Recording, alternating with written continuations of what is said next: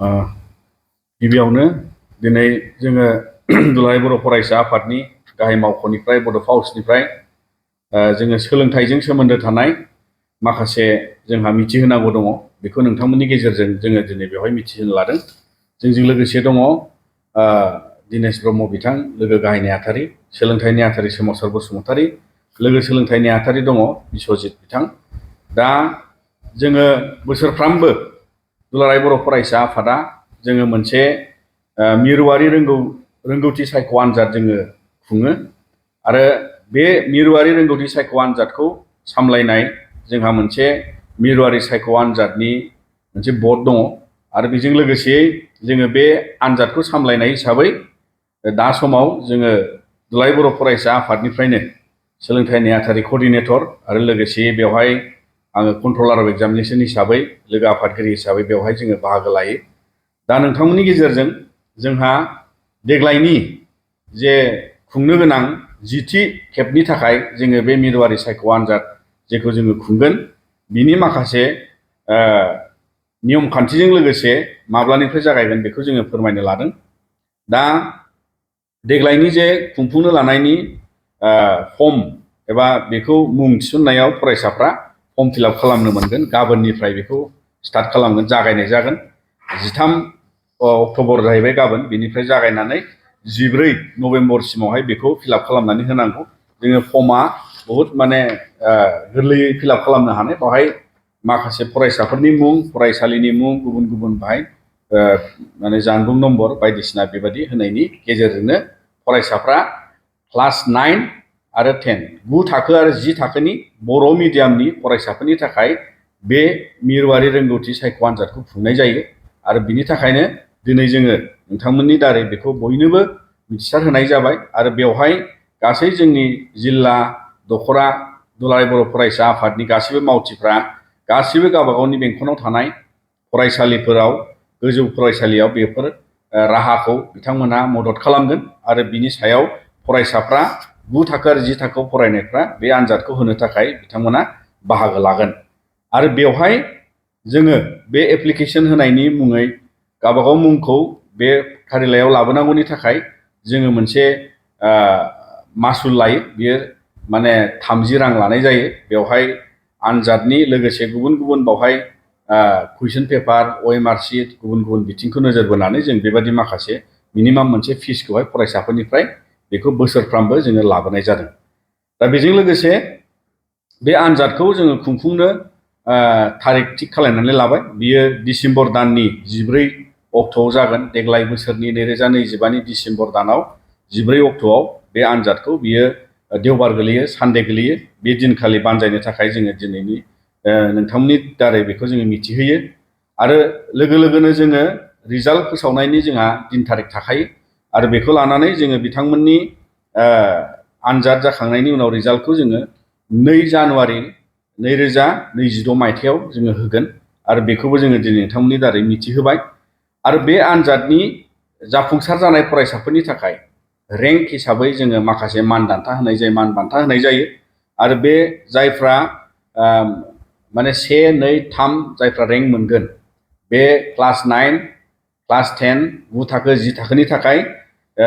सेथि रेंकआव मोनग्राया 20,000 रां मानबान्था मोनगोन आरो नैथि रेंकआव गोग्लैनाया बिथाङा 15,000 रां दान बान्था मोनगोन आरो बेजों लोगोसे थामथि रेंकआव फैनाया 10,000 मोनगोन। बे मोनथामबो रेंकनि क्लास 9आवबो 10आवबो बे बिबांनि एखे मान बान्थाखौ बिथांमोना मोननो हागोन। बेजों लोगोसे जायफोरा बिथांमोननि एसे गाहायाव साबा फरायसाफोरखौ जोङो माने मान होनानै 2,000 खरि बिथांमोननो वान टाइम बेबादि मोनसे मानबान्था हरनाय जायो। स्कलारशिप हिसाबै जों बिथांमोननो 2,000 कनसलेसन हरनाय जायो आरो बेखिनिखौ जोङो दिनै नोंथांमोननि गेजेरजों फोसावबाय। दा बे आनजादखौ खुंफुंनायनि थांनाय बोसोरावबो जोङो जिहेथु बेखौ खुंबोदोंमोन आरो बेवहाय जोङो फोरमायनानो हायो जे थांनाय बोसोराव क्लास 9आव 9 थाखोआव फरायनाय फरायसाफ्रा बर' मिडियामना 8,424 सा फरायसाया बे एप्लिकेसनखौ खालामदों आरो बिथांमोना आनजाद होदों आरो 10 थाखोआव फरायनाया 8,297 फरायसाया बे एप्लिकेसनखौ होनानै जोंनि बे थांनाय बोसोरनि 9थि आनजादाव बिथांमोना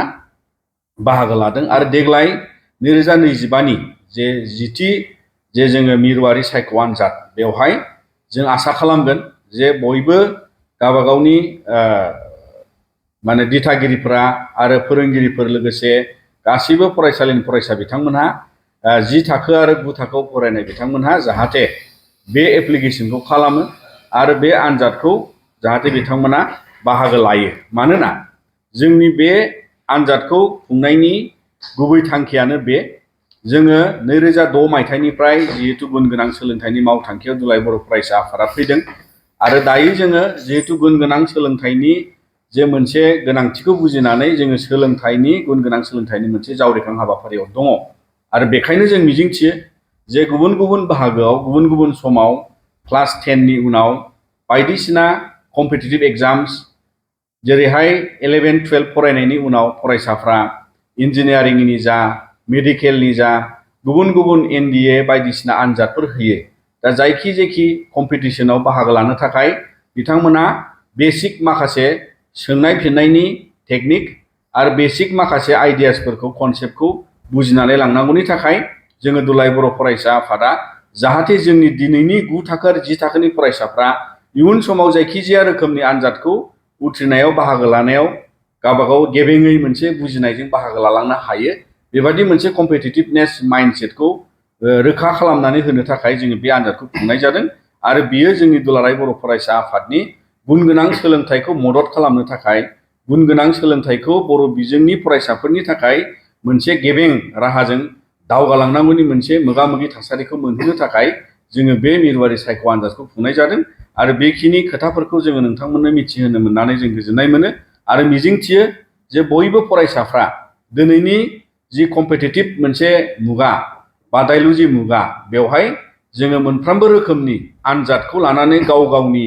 रोंगौथिखौ आनजाद नायनायखौ जोङो खालामनांगौ आरो बेवहायनो जोंनि फराफारिजों लोगोसे गुबुन गुबुन आयदाफारिनि जेखिनि जोंनाव बेवहाय जेनेरेल नलेज आरो गुबुन गुबुन दिनै एप्टिटिउडिनेल माखासे सोंनाय फिन्नाय इंलिसनियानो जा